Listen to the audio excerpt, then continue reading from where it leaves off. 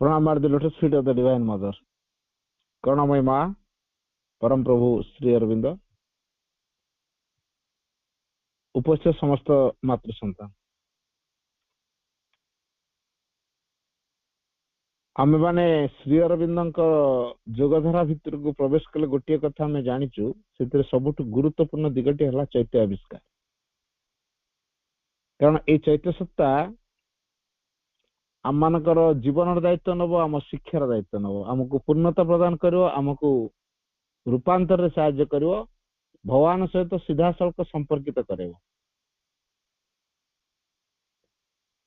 तेणु चैत्य आविष्कार हूँ सबुठ गुरुत्वपूर्ण आ प्रत्येक भितर से महत्तम सत्ताटी अच्छा जो चैत्य सत्ता आम कहूचे कौन से चैत्य सत्ताटी कौन कहले आम कौन बुझू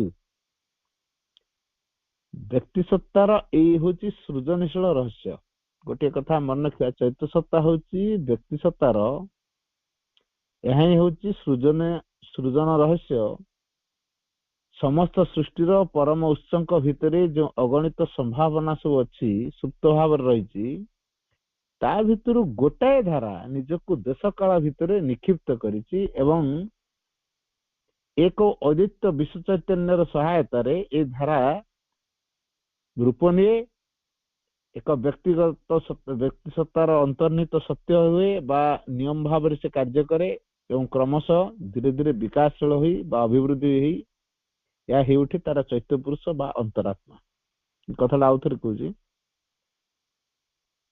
जो चैत्य सत्ता आम कहूचे से आविष्कार हवा जरूरी कौन से चैत्य सत्ता आम केमिति आविष्कार करिया से चैत्य सत्ता संपर्क आमर धारणा कौन अच्छी आम हूँ गोटे गोटे व्यक्ति सत्ता गोटे कथा आम निश्चित हवा एक व्यक्ति सत्तार ये चैत्य सत्ताटा हूँ सृजन रहस्य माने जहा द्वारा सृष्टि करा जाय पारे आम गोटे रु आ गोटे को निजक सृष्टि करि पारिबु जेन मंजू गछ सृष्टि करूची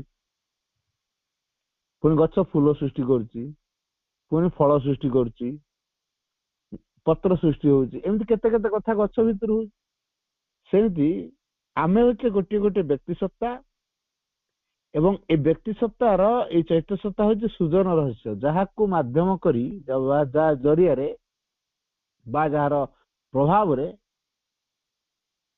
सृष्टि सर्जना हब तेणु व्यक्ति सत्तार ये हूँ सृजन रहस्य समस्त सृष्टिर जो परम उत्संक भितर जो अगणित संभावना रही टर्म टा भल कि लक्ष्य करवा समस्त सृष्टिर परम उत्संक भितर जो अगणित संभावना सब सुप्त भाव रही ता भितर गोटे धारा निजक देश काल भितर को निक्षिप्त कर ये जो समस्त सृष्टि कले गछ लता पशु पक्षी जीव जंतु जहाँ जहाँ आम देखुचे तार परम उत्स गोटे संभावना भी रही से कौन गोटे प्रकाश कर परम उत्स से परम उत्स पहुंचब से किसी गोटे प्रकाश कर जमी आम गार्डेन रे बहुत प्रकार फूल गछ देखु फूल गछ फुटिकी फूल को प्रकाश कर फूल गुड़ा कौन एका प्रकार की रंग रंगिया केते प्रकार फूल अच्छी आकृतिर अलग रूपर अलग बासनार अलग सौंदर्य अलग किंतु गोटे कथा समस्त प्रकाश कर कौन से सौंदर्य फूल अलग अलग किंतु समस्त सौंदर्य को प्रकाश कर गेंडु फूल ता भूमि रे सौंदर्य को प्रकाश कर मालती फूल ता भूमि रे सौंदर्य को प्रकाश कर रजनीगंधा ता भूमि रे सौंदर्य प्रकाश कर गोलाप ता भूमि रे सौंदर्य प्रकाश कर ठीक से भाई आम व्यक्ति सत्ता भितर जो परिप्रकाश कर सृष्टि कर जो रहस्य रही समस्त सृष्टिर परम उत्संक भितर जो अगणित संभावना सब रही सुप्त अवस्था रही जाग्रत है सुप्त अवस्था रही ता भितर गोटाए धारा कौन कर देश काल भितर को विक्षिप्त कर एक अद्वैत अद्वैत माने दुई नुह गोटे एक अद्वैत विश्व चैतन्यर सहायता रे विश्व चैतन्यर सहायता मान विश्व चेतनार साहाय्य ତେଣୁ ସେ ବିଶ୍ୱ ଚେତନାର ସହାୟତାରେ ଏଇ ଧାରା ରୂପ ନିଏ। ଏକ ବ୍ୟକ୍ତି ସତ୍ତାର ଅନ୍ତର୍ନିହିତ ସତ୍ୟ ହୁଏ, ସେ ତା ଜୀବନକୁ ନିୟମନ କରେ, ତାପରେ ଧୀରେ ଧୀରେ ବିକାଶଶୀଳ ହୋଇ ଅଭିବୃଦ୍ଧି ହୋଇ ସେ ବ୍ୟକ୍ତି ଭିତରେ କଣରେ ପରିଣତ ହୁଏ ନା ଚୈତ୍ୟ ପୁରୁଷ ବା ଅନ୍ତରାତ୍ମା, ଯାହାକି ଆମର ସର୍ବଶ୍ରେଷ୍ଠ ଉପହାର ଆମ ପାଇଁ, ମନୁଷ୍ୟ ମାନଙ୍କ ପାଇଁ। ଅନ୍ୟମାନଙ୍କ ଭିତରେ ଚୈତ୍ୟ ସତ୍ତା ବିକଶିତ ଅବସ୍ଥାରେ ନାହିଁ, ମନୁଷ୍ୟ ଭିତରେ ବିକଶିତ ଅବସ୍ଥାରେ ଅଛି। ସମସ୍ତଙ୍କ ପାଖରେ ବି ଚୈତ୍ୟ ସତ୍ତା ନାହିଁ। ତେଣୁ ଏଇ ଯୋଉ ଚୈତ୍ୟ ପୁରୁଷ କଥାଟି ମୁଁ କହିଲି ବା ଅନ୍ତରାତ୍ମା କଥାଟି କହିଲି, ତାଙ୍କର ଜରିଆରେ ବ୍ୟକ୍ତି କଣ କରେ ନା ତାର ସତାର ଯୋଉ ଅନ୍ତର୍ନିହିତ ସତ୍ୟର ସ୍ପର୍ଶ ପାଏ ଏବଂ ତାହା ତା ଜୀବନର ପରିସ୍ଥିତି ସମ୍ପର୍କରେ ମଧ୍ୟ ଆସେ। ଆଉ ଏଇ ଚୈତ୍ୟ ଉପସ୍ଥିତି ପରଦା ଆଢୁଆଳରେ ରହିଥାଏ, ଅଜଣା ଅଚିହ୍ନା ରୂପେ କାର୍ଯ୍ୟ କରେ, କିନ୍ତୁ ଆମେ ଜାଣିପାରୁନା। ସେ ଅଜଣା ହେଇକି ଥାଏ, ଅଚିହ୍ନା ହେଇକି ଥାଏ, କାର୍ଯ୍ୟ ବି କରୁଥାଏ। ଆଉ ଏହାର ଯୋଉ କ୍ରିୟାକୁ ଆମେ ସହଜେ ଜାଣିପାରୁନଥାଉ, କାରଣ ଅଜଣା ଅଚିହ୍ନା ହେଇକି ରହିଛି, ଜାଣିପାରୁନୁ। ତେଣୁ ଯେହେତୁ ବ୍ୟକ୍ତି ଏ କ୍ଷେତ୍ରରେ ଜାଣିପାରୁନି, ତେଣୁ ବ୍ୟକ୍ତି ଜୀବନ ପଥରେ ଯେତେବେଳେ ଆଗେଇ ଯାଏ, ଗୋଟେ ଦୃଢ ନିଶ୍ଚିତତା, ଗୋଟେ ଆସ୍ଥା, ୟାକୁ ପାଥେୟ କରିକି ସେ ଯାଏ, ଯୋଉଟା କି ତା ନିଜର ମାନେ ଏବେ ବି ଅଛି, ଶରୀର ତ୍ୟାଗ କଲା ପରେ ବି ରହିବ, ତାପରେ ବି ରହିବ, ଜୀବନ ଜୀବନ ଧରିକି ସେ ସାଙ୍ଗରେ ଥାଏ, ସେ କେବେ ଆମକୁ ଛାଡିକି ଯାଏନି। ଆଉ ସିଏ ବ୍ୟକ୍ତି ଜୀବନ ଭିତରେ ଭାଗ୍ୟ ନିୟନ୍ତା ହେଇ ଉଠେ। ଯଦି ବ୍ୟକ୍ତି ଜୀବନରେ ସେ ଭାଗ୍ୟ ନିୟନ୍ତା, ଭାଗ୍ୟ ତିଆରି କରୁଛି, ତେଣୁ ଏଇ ଚୈତ୍ୟ ସତ୍ତାଙ୍କର ଉପସ୍ଥିତି ସମ୍ପର୍କରେ ଆମକୁ ଅଧିକରୁ ଅଧିକ ସଚେତନ ହେବାକୁ ପଡିବ। ଏଥିପାଇଁ ଚୈତ୍ୟ ଶିକ୍ଷାର ଅନୁଶୀଳନ ଆବଶ୍ୟକତା ଅଛି।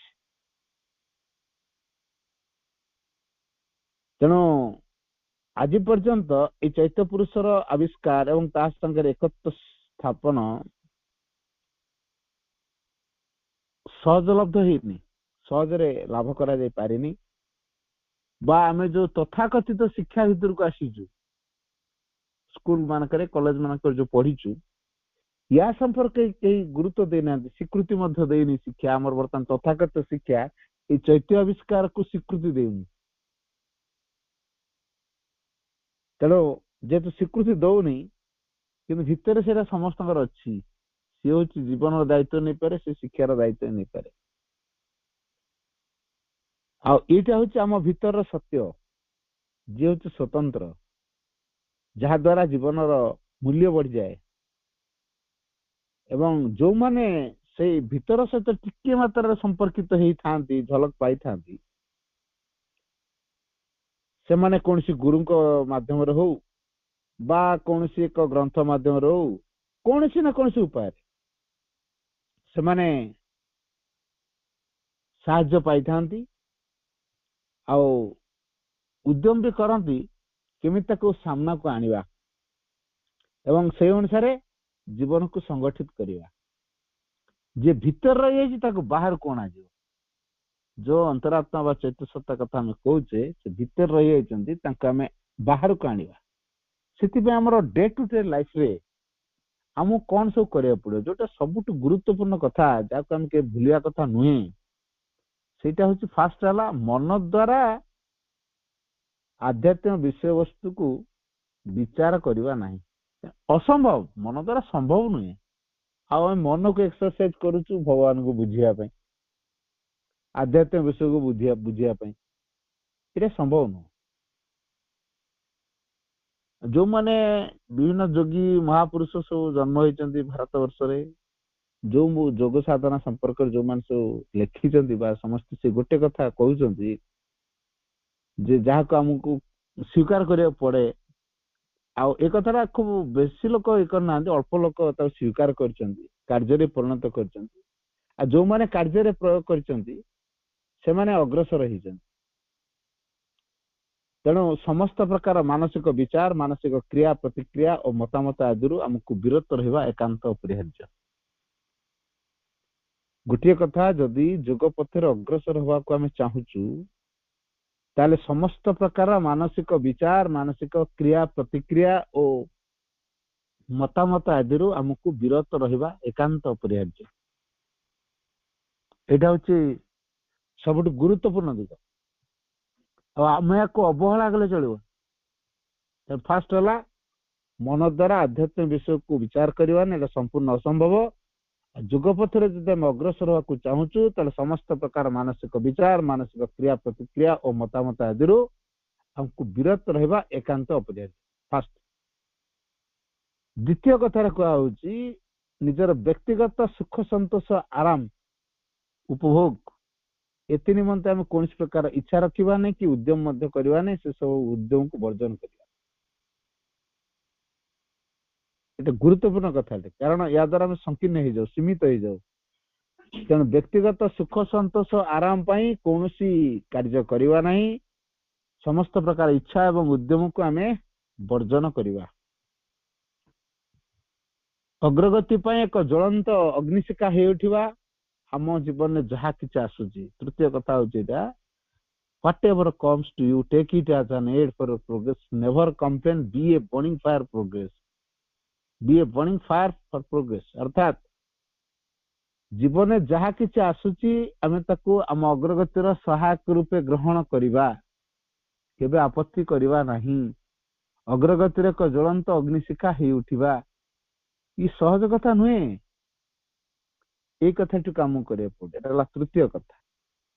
ଚତୁର୍ଥରେ, ଆମେ ଯୋଉ କାମ କରୁଛେ, whatever you do, ଆମେ ଯାହା କିଛି କରୁଛୁ,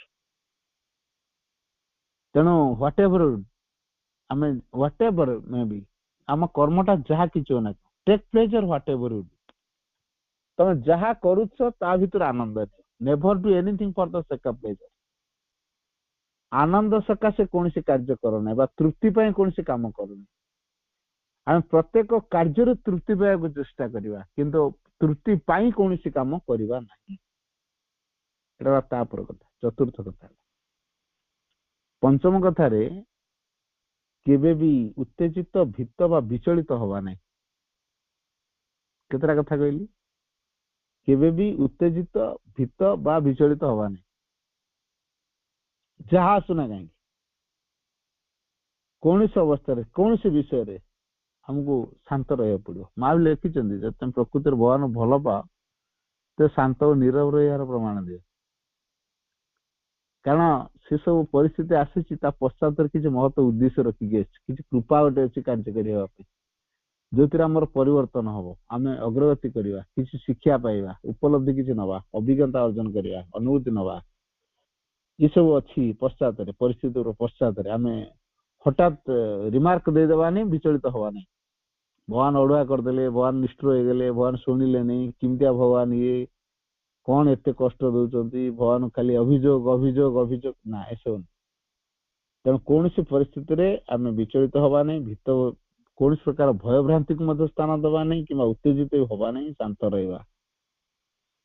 ଆଉ ଗୋଟିଏ କଥା ମନେ ରଖିବାକୁ ପଡିବ, ଆମେ ଯାହା ଅଗ୍ରଗତି କରୁଛୁ, ବର୍ତ୍ତମାନ କରିଛୁ, ତା ତୁଳନାରେ ଆଉ ଯେତେ ଅଗ୍ରଗତି କରିବା ପାଇଁ ବାକି ଅଛି, ତା ସାଙ୍ଗେ ଏଟା କିଛି ନୁହଁ, ଜଷ୍ଟ ଷ୍ଟାର୍ଟିଂ ପଏଣ୍ଟ। ମାନେ ଗୋଟେ ପଏଣ୍ଟରେ ଆମେ ଅଛୁ, ଆଗେଇନୁ। ତେଣୁ ଅଗ୍ରସର ଦିଗରେ କଣ ସବୁ ବାକି ରହିଛି, ଆମକୁ ସେ ସମ୍ପର୍କରେ ଜାଗ୍ରତ ରହିବାକୁ ପଡିବ। ଏବଂ ଜାଗ୍ରତ ରହିଲା ପରେ କାଳ ବିଳମ୍ବ ନ କରିକି ତାକୁ ସାଧନ କରିବାକୁ ପଡିବ। ତେଣୁ କେବେ ବି ଭୀତ, ଉତ୍ତେଜିତ, ବିଚଳିତ ହବା ନାହିଁ। ଯାହା ଆସୁଛି ସକଳ ଅବସ୍ଥାରେ ଶାନ୍ତ ରହିବା, ନୀରବ ରହିବା। ଅଗ୍ରସର ଦିଗରେ ଯାହା ବାକି ରହିଛି ତାକୁ ଆମେ ହାସଲ କରିବା, ଜାଗ୍ରତ ରହିବା, ତାକୁ ସାଧନ କରିବା। ତାପର ପଏଣ୍ଟରେ କୁହାଗଲା, ଆମେ ମଣିଷ ସବୁବେଳେ ବାହାରେ ଯାହା ଦେଖିଦଉ, ତାକୁ ନେଇକି ଆମେ ମତାମତ ଦେଇଦଉ। ଏଇଟା ଠିକ କଲାନି, ଏଇଟା ଭୁଲ କରିଦେଲା, ଏଇଟା ଏମିତି ହେଲେ ହେଇଥାନ୍ତା, ସେମିତି ହେଲେ ହେଇଥାନ୍ତା, ଏମିତି କଣ କଲା। ସେ ଆମ ବିଚାରଧାରାରେ ସମସ୍ତେ କରିବେ ଏମିତି କଣ କଥା ଅଛି? ଦୁନିଆଟା କଣ ଆମ ଇଚ୍ଛାରେ ଚାଲିବ? ଆମେ ମତାମତ ଦେଇଦଉଛୁ, ଏଇଟା ଭୁଲ, ଏଇଟା ଠିକ। ଆମେ ଯେତେବେଳେ ବିଚାର କରୁଛୁ ଭୁଲ ବା ଠିକ, ସେଟା ଆମ ଦୃଷ୍ଟିକୋଣ, ସେଟା ଆମ ମତ, ନଟ ସତ୍ୟ। ସେଟା ଆମର ମତ, ସେଟା ସତ୍ୟ ନୁହେଁ। ତ ସତ୍ୟ କୋଉଟା ମତ କୋଉଟା ଆମେ ବୁଝିପାରୁନୁ, ଆମେ ମତ ଦେଇ ଦଉଛୁ। ନା, ଏସବୁଥିରୁ ଆମକୁ ଦୂର ରହିବାକୁ ପଡିବ। ତେଣୁ ମା ଅତି ଚମତ୍କାର ଭାବରେ କହିଲେ, ତାଙ୍କର ବାଣୀରେ ଏଇଟା କୁହାଯାଇଛି ଯେ କେବଳ ବାହ୍ୟ ରୂପକୁ ଦେଖି କୌଣସି ଘଟଣାର ବିଚାର କରିବ ନାହିଁ। କାହିଁକି ନା ସେଗୁଡାକ ବରାବର ଅନ୍ୟ କିଛି ପ୍ରକାଶ କରିବାରେ ଲାଗିଥାଏ। ପ୍ରକୃତ ସତ୍ୟ ତାର ଉପରଟା ଦୃଷ୍ଟିରୁ ବହୁତ ଦୂରକୁ ଚାଲି ଯାଇଥାଏ, ଯୋଉଟା କି ଆମ ପାଇଁ ଅଗମ୍ୟ, ମାନେ ଯାଇ ହବନି, ପହଞ୍ଚି ହବନି, ଆମ ପାଇଁ ବଡ ଅସମ୍ଭବ ଜିନିଷ ସେ। ତେଣୁ ବାହାରୁ ଦେଖି କୌଣସି ଘଟଣାର ବିଚାର ଆମେ କରିବା ନାହିଁ। ସେ ଅନ୍ୟ କିଛି ପ୍ରକାଶ କରିଦବ। ପ୍ରକୃତ ସତ୍ୟ ସେ କେତେ ଦୂରରେ ଥିବ ଯୋଉଠିକି ଆମେ ପହଞ୍ଚି ପାରିବାନି। ତେଣୁ ଆମର ଯୋଉ ବିଚାର ବୁଦ୍ଧି ଅଛି, ସେଥିରେ ସେ ସତ୍ୟ ପାଖରେ ପହଞ୍ଚିବା ସମ୍ଭବ ନୁହଁ। ତେଣୁ ସେ ବିଚାର କରିବା ବନ୍ଦ କରିବା। ତାପରେ ପଏଣ୍ଟରେ କହିଲେ ମା, 7 ପଏଣ୍ଟରେ, ଯେ କାହାର ଆଚାର ବ୍ୟବହାର ସମ୍ପର୍କରେ କୌଣସି ଅଭିଯୋଗ କରିବା ନାହିଁ। ଅନ୍ୟ ଜଣେ ଖରାପ ଆଚରଣ କରୁଛି, ତାର ସେ ନେଚରଟା ବୋଲି ସେଇଟା କରୁଛି, ଆମେ କଣ ତା ନେଚରକୁ ବଦଳେଇ ପାରିବା? ଆଉ କହିବା କାହିଁକି? ସେ ତ ଆମେ କହିଲା ପରେ ପୁଣି ସେଇଟା କରିବ, କାରଣ ତା ନେଚର ବଦଳି ନିଅ, ସେ ସେଇଟା ରିପିଟ୍ କରିବ। ତେଣୁ ଆମେ ବାରମ୍ବାର କହୁଥିବା ଆମ କଥା, ସେ ରଖୁନଥିବ, ମାନୁନଥିବ, ପ୍ରତିକ୍ରିୟା ଦେଖାଉଥିବ, କାରଣ ତା ନେଚର ବଦଳିନି। ତେଣୁ ଆମେ ତାକୁ ବଦଳେଇ ତ ପାରୁନି। ତେଣୁ ଅନ୍ୟର ଆଚାର ବ୍ୟବହାର ସମ୍ପର୍କରେ ଆମେ ଅଭିଯୋଗ କରିବା। ଯଦି ଆମର ଯୋଉ ସ୍ୱଭାବ ଯୋଗୁଁ ସେ ଏପରି ଆଚରଣ କରୁଛି, ଯେ ତାର ସେ ସ୍ୱଭାବକୁ ବଦଳେଇବାର କ୍ଷମତା ଥାଏ, ତାହେଲେ ବଦଳାଅ। ଆମର ଯେ ତା କ୍ଷମତାକୁ ବଦଳେଇବା ଭଳିଆ ସାମର୍ଥ୍ୟ ଅଛି, ତା ସାମର୍ଥ୍ୟକୁ ନେଇ ପ୍ରୟୋଗ କରିକି ତା ସ୍ୱଭାବକୁ ବଦଳେଇବା ପାଇଁ ଚେଷ୍ଟା କରିବା। ସେଥିପାଇଁ ତ ଗୋଟେ ଶବ୍ଦ ଅଛି, ସହାନୁଭୂତି ହବା, ସହାନୁଭୂତିଶୀଳ ହବା। ଜଣେ ଭୁଲ କରିଛି, ଠିକ ଅଛି, ସେଇ କାମଟା କରିପାରୁନି, ଆଉ କୋଉ କାମ କରିପାରିବ? ତ ଗେଟ୍ ଆଉଟ୍ କାହିଁ କରିଦଉଛି? ବିଚାରରେ ଆମେ ପୁରା ଜଜ୍ ହେଇଯାଇଛି, ତ ଇଏ ଭୁଲ କଲା, ଇଏ ଠିକ କଲା, ଭୁଲ କଲେ ଦଣ୍ଡ, ତେଣୁ ଗେଟ୍ ଆଉଟ୍, ଆମେ ଗେଟ୍ ଆଉଟ୍ କରିଦଉଛେ ସାଙ୍ଗେ ସାଙ୍ଗେ। ମା ସେଇଟା କରନ୍ତିନି। ଗୋଟେ ମା ଚମତ୍କାର ବାଣୀ ଦେଇଛନ୍ତି, according to the law of man, a guilty or to be punished, but there is a law, divine law, which is divine law. The divine law is merciful. ମା ସେ merciful law ରେ ଡିଭାଇନ ପ୍ରିନ୍ସିପଲରେ କାମ କରନ୍ତି। ଯୋଉ divine ପ୍ରିନ୍ସିପଲଟା ବା ଲଟା ହେଲା ମର୍ସିଫୁଲ, କରୁଣାପୂର୍ଣ୍ଣ। ସିଏ କାହାକୁ ଦଣ୍ଡ ଦିଅନ୍ତିନି, କରୁଣା ଏତେ ଦେବେ ଯେ ତା କରୁଣାରେ ସେ ମାନେ ତା ଭୁଲଟା କୁଆଡେ ଏଟା ହଜିଯିବ, ସେ ଜାଣିପାରିବନି। ତେଣୁ ମା ସେ କାମ କରନ୍ତି, ମା କାହାକୁ ବିଦା କରନ୍ତିନି। ଆଉ ଆମେ ତ ଭୁଲ କଲା ମାନେ ସାଙ୍ଗେ ସାଙ୍ଗେ ପନିଶମେଣ୍ଟ। ଆଉ ଲ ଅଫ ମ୍ୟାନ, ଏଟା ମଣିଷର ନିୟମ। ଗିଲ୍ଟି ଯିଏ ଅପରାଧୀ, ଯିଏ ଦୋଷୀ, ଯିଏ ସେ ଦଣ୍ଡ ପାଇବ। ଗିଲ୍ଟି ଅଟି ପନିଶ ନା, ଏଠି ସେ ସବୁ ଚୈତ୍ୟାବିଷ୍କାର କ୍ଷେତ୍ରରେ ସେଟା ଆପ୍ଲିକେବଲ ନୁହଁ। ତେଣୁ ଆମେ ଆପତ୍ତି ଅଭିଯୋଗ କରିବା ପରିବର୍ତ୍ତେ ତାର ସ୍ୱଭାବକୁ ବଦଳାଇବା ପାଇଁ ଚେଷ୍ଟା କରିବା। ତାପରେ 8 ପଏଣ୍ଟରେ ମା କହିଲେ, ତମେ ଯାହା କରୁଛ କର। ଆମ ଆଖି ଆଗରେ ଯୋଉ ଲକ୍ଷ୍ୟଟି ଅଛି, never forget the true aim in your life, whatever you do, ତମେ ଯାହା କରୁଛ କର। କଦାପି ତମ ଆଖି ଆଗରେ ଯୋଉ ମହାନ ଲକ୍ଷ୍ୟଟି ରଖା ହେଇଛି, ତାକୁ ଆଦୌ ଭୁଲିବ ନାହିଁ, କଦାପି ନୁହଁ।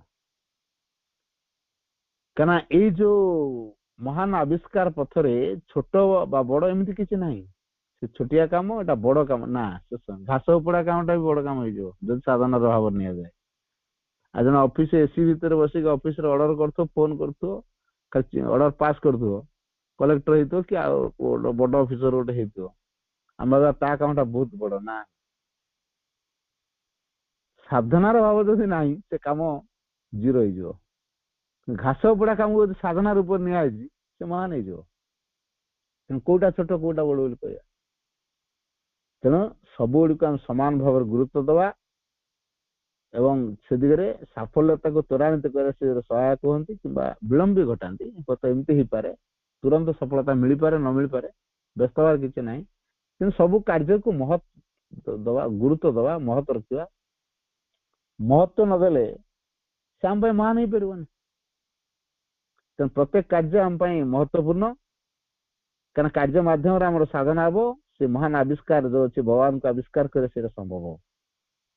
9 ପଏଣ୍ଟରେ କହିଲେ, ଭୋଜନ କରିବା ପୂର୍ବରୁ କିଛି କାରଣ ଆମେ ଏକାଗ୍ର ହବା। ଯୋଉ ଖାଦ୍ୟ ଆମେ ଗ୍ରହଣ କରୁଛେ ତାହା ଯେମିତି ଆମ ଶରୀରରେ ଏପରି ଉପାଦାନ ଆଣିକି ଦବ ଯେମିତିକି ଆମେ ସେ ମହାନ ଆବିଷ୍କାର ନିମନ୍ତେ ଆମର ଉଦ୍ୟମକୁ ସୁଦୃଢ କରିପାରିବା, ଭିତ୍ତିକୁ ଦୃଢ କରିପାରିବା, ସେ ଦିଗରେ ଅଧ୍ୟବସାୟ କରିବା, ଏ ଦିଗରେ ସେ ଶକ୍ତି ଦବ ଆଉ ସାମର୍ଥ୍ୟ ଦବ। ତେଣୁ ଖାଦ୍ୟକୁ ସମର୍ପଣ କରିବା। ଖାଦ୍ୟ ଗ୍ରହଣ କରିବା ପୂର୍ବରୁ ଆଗ ସମର୍ପଣ କରିବା। ସେ ଖାଦ୍ୟ ଭିତରୁ ଆମେ ଏନର୍ଜି ନବା, ଶକ୍ତି ନବା, ଯୋଉ ଶକ୍ତିରେ ଆମେ, ଯୋଉ ଚେତନାରେ ଆମେ ସେ ମହାନ ଆବିଷ୍କାର କରିପାରିବା। 10 ନମ୍ବର ପଏଣ୍ଟରେ ମା କହୁଛନ୍ତି ଶୋଇବା ପୂର୍ବରୁ କିଛି ସମୟ ଅଭିସାର କରିବ, ଯେମିତିକି ନିଦ୍ରା ତମ ସ୍ନାୟୁବିକ କ୍ଳାନ୍ତକୁ ଦୂର କରିବ, ମସ୍ତିଷ୍କକୁ ଶାନ୍ତି ଆଣିଦବ, ନୀରବ ରଖିବ। ଆଉ ନିଦ୍ରା ଭାଙ୍ଗିବା ସଙ୍ଗେ ସଙ୍ଗେ ଯେମିତି ଦ୍ୱିଗୁଣିତ ଶକ୍ତି ଉତ୍ସାହ ନେଇକି ଆମେ ସେ ମହାନ ଆବିଷ୍କାର ପଥରେ ଆଗେଇ ପାରିବା। এই କଥାଟା ଆମେ ଶୋଇବା ପୂର୍ବରୁ ପ୍ରାର୍ଥନା କରିବା। ଆଉ ନିଦ୍ରା ଅବସ୍ଥାରେ ଯେମିତି ଆମେ ଅଚେତନାର ଗହ୍ୱର ମଧ୍ୟକୁ ପ୍ରବେଶ କରି ନ ଯିବା, ମସ୍ତିଷ୍କକୁ ଶାନ୍ତି ନିରବତା ଭିତରେ ରଖିବା। ଯେତେ ଆମର ସ୍ନାୟୁବିକ କ୍ଳାନ୍ତ ଅଛି, ନିଦ୍ରା ଯେମିତି ସେ କ୍ଳାନ୍ତକୁ ଦୂର କରୁ, କୌଣସି ପ୍ରକାର ଅଚେତନା ଭିତରକୁ ସେ ଆମ ନ ନଉ, ଦ୍ୱିଗୁଣିତ ଶକ୍ତି ଉତ୍ସାହ ଆଣିକି ଆମ ଭିତରେ ଦଉ, ଯେମିତିକି ସେ ଶକ୍ତି ଉତ୍ସାହକୁ ନେଇ ଆମେ ସେ ମହାନ ଆବିଷ୍କାର ପଥରେ ଅଗ୍ରସର ହେଇପାରିବା। 11 ନମ୍ବର ପଏଣ୍ଟରେ ମା କହୁଛନ୍ତି ତମେ ଯେତେବେଳେ କର୍ମ କରୁଛ, କୌଣସି କର୍ମରେ ପ୍ରବୃତ୍ତ ହେବା ପୂର୍ବରୁ ଏକାଗ୍ରତାର ସହିତ ଆମକୁ ଗୋଟେ ସଂକଳ୍ପ କରିବାକୁ ପଡିବ, ଯେମିତିକି ସେ କାମ ଆମକୁ ସେ ମହାନ ଆବିଷ୍କାର ପଥରେ ଅଗ୍ର ପଦକ୍ଷେପ ହବ, ସହାୟକ ହବ ଏବଂ ଶେଷରେ କୌଣସି ପ୍ରକାର ଯେମିତି ପ୍ରତିବନ୍ଧକ ତିଆରି ନ କରୁ। କର୍ମକୁ ସାଧନାର ମିନ୍ସ ବା ମାଧ୍ୟମ এই ହିସାବରେ ଗ୍ରହଣ କରିନେବା। ତେଣୁ କର୍ମ କରିବା ପୂର୍ବରୁ ଟିକେ ଏକାଗ୍ର ହବା, କର୍ମ ଶେଷରେ ସମର୍ପଣ କରିବା। ଆଉ ତାପରେ ସବୁଠୁ ଗୁରୁତ୍ୱପୂର୍ଣ୍ଣ କଥାଟି ଯୋଉଟା, ଆମେ ସବୁ ମନୁଷ୍ୟ ନା, ଶ୍ରୀରଙ୍ଗଙ୍କ ଭାଷାରେ ଥିଙ୍କିଂ ଆଣ୍ଡ ସ୍ପିକିଂ ଆନିମଲ। ଆମେ ସବୁ ହେଲେ ଚିନ୍ତାଶୀଳ ବାକ୍ୟଶୀଳ ପଶୁ। ଯେହେତୁ ଆମେ ସବୁ ଚିନ୍ତାଶୀଳ ବାକ୍ୟଶୀଳ ପଶୁ, ତେବେ ମଣିଷକୁ ଚିନ୍ତା କରିବାର ସାମର୍ଥ୍ୟ ଦିଆଯାଇଛି, କଥା କହିବାର ସାମର୍ଥ୍ୟ ଦିଆଯାଇଛି। ତେଣୁ କୋଉ କୋଉ କଥା ସେ ଚିନ୍ତା କରି ପକଉଛି, କୋଉ କୋଉ କଥା ସବୁ କହି ପକଉଛି। ତେଣୁ କଥା କହିବା ଆଗରୁ, ଶବ୍ଦ ଉଚ୍ଚାରଣ କରିବା ପୂର୍ବରୁ ଟିକେ ସଂଯମ ପ୍ରୟୋଗ କରିବା। କେବଳ ନିତାନ୍ତ ପ୍ରୟୋଜନୀୟ ଶବ୍ଦ ଯୋଉଟା ସେଇଟା କହିବା, ଏହା ବ୍ୟତୀତ ଆଉ କିଛି କହିବା ନାହିଁ। ନିତାନ୍ତ ପ୍ରୟୋଜନ, ଯେତିକି ଆବଶ୍ୟକ ସେତିକି କଥା, ଏଇଟା କୁହାଯାଏ। କାରଣ କଣ ମୌନ ବ୍ରତ କରିବା, ମୌନ ବ୍ରତ ହିଁ ସହଯୋଗ କରିବ। ବାକ୍ ସଂଯମ ମୌନ ବ୍ରତ ଅପେକ୍ଷା ଅଧିକ ପ୍ରଭାବଶାଳୀ। କାରଣ ଆମେ ବାଛି ଜାଣିବା କେତେ ଆମର ଆବଶ୍ୟକ, এটা ସହଜ କଥା ନୁହେଁ। କେତେ ଆମର ଆବଶ୍ୟକ ଆମେ ସେଟାକୁ ଜାଣିବା। ତେଣୁ ଯେତିକି ଦରକାର କେବଳ ସେତିକି କଥା କହିବା, ଆବଶ୍ୟକ ଅଧିକ କଥା କହିବାନି। ଆଉ ଯେତେବେଳେ କହିବା କେବଳ ସତ କଥା କହିବା। ଏମିତି ବି ଅଛି ଅନେକ ସମୟରେ ସତ କଥାଟା କହିବା ଦରକାର ନାହିଁ, କାହିଁକି ନା ସେ ଆତ୍ମପ୍ରକାଶ ପାଇବ। ଆମେ ଖାଲି କହୁଛୁ ସତଟା ନ କହିଲେ ଲୋକେ ଜାଣିବେ କେମିତି, ତାଙ୍କୁ ମିଛୁଆ ବୋଲି କହିବେ, ଆମର ଦୋଷ ଅଛି ବୋଲି କହିବେ ନା, ତେଣୁ କହିବା ନା। ତେଣୁ ଏଇ ଯୋଉ କଥା ବାକ୍ ସଂଯମ, ଏଇଟା ସବୁଠୁ ଗୁରୁତ୍ୱପୂର୍ଣ୍ଣ ଦିଗ। ତେଣୁ ଏଇ ଯୋଉ ଜୀବନର ଯୋଉ ଲକ୍ଷ୍ୟ ଉଦ୍ଦେଶ୍ୟକୁ ଆମେ କେବେ ଭୁଲିବା ନାହିଁ।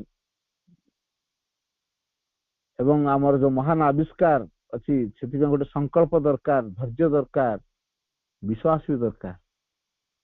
ଧୈର୍ଯ୍ୟ ଅଧ୍ୟବସାୟ ଲାଗି ରହିବା ବିଜୟ ସୁନିଶ୍ଚିତ ବୋଲି ଗୋଟେ ମା ବାଣୀ ଦେଇଛନ୍ତି। ତେଣୁ ଇଏ ଅଧୈର୍ଯ୍ୟ ହେଲେ ଚଳିବନି, ଧୈର୍ଯ୍ୟର ସହିତ ଆମକୁ ଲାଗି ରହିବାକୁ ପଡିବ। ସଂକଳ୍ପକୁ ଆମର ଦୃଢ କରିବାକୁ ପଡିବ। ଆମ ଊର୍ଦ୍ଧ୍ୱରେ ଯୋଉ ଜ୍ୟୋତି ଅଛି, ଯୋଉ ଆଲୋକ ଅଛି, ସେ ଗୋଟେ ବିରାଟ ପକ୍ଷୀ ଭଳି ବିଚରଣ କରୁଛି। ଆମେ ଯେମିତି ଏ କଥାଟା ଅନୁଭବ କରିପାରିବା, ଆମର ପ୍ରତିଟି କ୍ରିୟା, ପ୍ରତିଟି ଗତିବୃତ୍ତିକୁ ଯେମିତି ସେ ମହାନ ଜ୍ୟୋତି, ମହାନ ଆଲୋକ ପ୍ରଭାବିତ କରୁ, ସଞ୍ଚାଳିତ କରୁ। ତାହେଲେ ଆମେ ଏଇଭଳି ଏକ ନିରବଚ୍ଛିନ୍ନ ଅଧ୍ୟବସାୟରେ ଯଦି ଲାଗି ରହିବା, ଉଦ୍ୟମରେ ଲାଗି ରହିବା, ଅକ୍ଳାନ୍ତ ଭାବରେ, ମାନେ କ୍ଳାନ୍ତ ଅନୁଭବ ନ କରି ଅକ୍ଳାନ୍ତ ପରିଶ୍ରମ ଯଦି କରିବା, ତାହେଲେ ଦିନେ ଆମର ସେ ଭିତର ଦ୍ୱାର ଖୋଲିବ ଯୋଉଠିକି ଆମେ ପ୍ରବେଶ କରିବା ଦେଖିବା ସେ ଜ୍ୟୋତି କେମିତି ଅପୂର୍ବ ଉଲ୍ଲାସ ଭିତରେ ସେ ଆମକୁ ଅମରତ୍ୱର ନିଶ୍ଚିତତା ଆଣିକି ଦେଇ ଦଉଛି। ଆମ ଭିତରେ ଗୋଟେ ଉପଲବ୍ଧି ଆଣି ଦଉଛି, ସତେ ଯେମିତି କୋଉ ଆଦିମ ଅନନ୍ତ କାଳରେ ଆମେ ଥିଲେ, ଅଛନ୍ତି, ରହିବା ବି। କେବଳ ବାହ୍ୟ ଆକାରର ବିନାଶ ଘଟୁଛି, ଯୋଉଟା କି ଆମେ ଶରୀର ବୋଲି କହୁଛେ। ଆଉ ଯାହା ଆମର ଯଥାର୍ଥ ସ୍ୱରୂପ ତା ତୁଳନାରେ ଏ ଯୋଉ ବାହ୍ୟ ଆକାର କେବଳ ଏକ ପରିଚ୍ଛଦ ତୁଲ୍ୟ, ପୋଷାକ ଭଳିଆ। ଯେମିତି ପୋଷାକ ଛିଡିଗଲେ କି ମଇଳା ହେଇଗଲେ କୋତରା ହେଇଗଲେ ତା ବଦଳି ଦେଇକି ଆଉ ଗୋଟେ ପୋଷାକ ପିନ୍ଧି ପକଉଛେ, ସେମିତି ଇଏ ଗୋଟେ ପରିଚ୍ଛଦ ତୁଲ୍ୟ, ଯୋଉଟା କି ଜୀର୍ଣ୍ଣ ହେଇଗଲେ ଯାହାକୁ ଫିଙ୍ଗି ଦିଆଯାଏ। ଆଉ ସେତେବେଳେ ଆମ ଭିତରେ ଏମିତି ଗୋଟେ ବୋଧ ଆସିବ ଯେ ଆମର ସମସ୍ତ ପ୍ରକାର ଶୃଙ୍ଖଳ ଯୋଉ ବନ୍ଧନ ସବୁ ଆମ ଭିତରେ ଅଛି ସେଥିରେ ମୁକ୍ତ ହେଇପାରିକି ପୁରା ଛିଡା ହେଇଯାଇଥିବା ଅର୍ଥ। ଆଉ ଆମର କୌଣସି ବନ୍ଧନ ଆମ ପାଇଁ ନାହିଁ, ସବୁ ବନ୍ଧନ ସବୁ ଶୃଙ୍ଖଳା ଆମକୁ ଛିଣ୍ଡି ଯାଇଛି ବର୍ତ୍ତମାନ। ଆଉ ପ୍ରକୃତି ଆମ ଉପରେ ଯୋଉ ତାର ପରିସ୍ଥିତିର ଗୁରୁଭାର ସବୁ ଲଦି ଯାଇଥିଲା, ଯାହାକୁ ଆମେ ବହନ କରିବା ପାଇଁ ବାଧ୍ୟ ହଉଥିଲେ, ନିଷ୍ପେଷିତ ହଉଥିଲେ, ଆଉ ସେ ବୋଝରେ ଚାପି ହେଇକି ବହୁ କଷ୍ଟରେ ଆମେ ଅଗ୍ରଗତି କରିବା ପରିବର୍ତ୍ତେ ବରଂ ନିଷ୍ପେଷିତ ହେଇଯାଉଥିଲେ। ସେଥିରେ ଆମେ ଭାଗ୍ୟକୁ ଦାୟୀ କରୁଥିଲେ, ମୋ ଭାଗ୍ୟରେ ଏମିତି ଥିଲା ସେମିତି ଥିଲା ଜିନିଷ କହି ପକଉଛେ ନା। ସେତେବେଳେ ଆମ ନିଜ ଭାଗ୍ୟ ବିଷୟରେ ଆମେ ସଚେତନ ହେଇପାରୁଛେ, ଜାଣିପାରୁଛେ ମୋ ଭାଗ୍ୟ ମୋ ହାତରେ, ଜୀବନର ପ୍ରକୃତ ସ୍ୱରୂପକୁ ଆମେ ବର୍ତ୍ତମାନ ବୁଝିପାରୁଛେ, ଦୃଢ ଭାବରେ ଚାଲିବା ପାଇଁ ଆମେ ସମର୍ଥ ହେଇପାରିଛେ। ଏବଂ ବର୍ତ୍ତମାନ ଯାହା ଅସମ୍ଭବ ବୋଲି ଆଗକୁ ଲାଗୁଥିଲା ବର୍ତ୍ତମାନ ସମ୍ଭବ ହେଇପାରିଛି। ତେଣୁ ଇଏ ହଉଛି ଏକ ଚୈତ୍ୟ ଜୀବନ କଥା। ତେଣୁ ଚୈତ୍ୟ ଜୀବନ ହଉଛି ଏକ ଅମରତ୍ୱର ଜୀବନ, ଅନ୍ତହୀନ କାଳ, ସୀମାହୀନ ଦେଶ, ନିତ୍ୟ ପ୍ରଗତିଶୀଳ, ପରିବର୍ତ୍ତନଶୀଳ, ଯାହା ନିରବଚ୍ଛିନ୍ନ ଗତି କରି ଚାଲେ, ପ୍ରବାହଶୀଳ ଭାବରେ ଗତି କରି ଚାଲେ। ଆଉ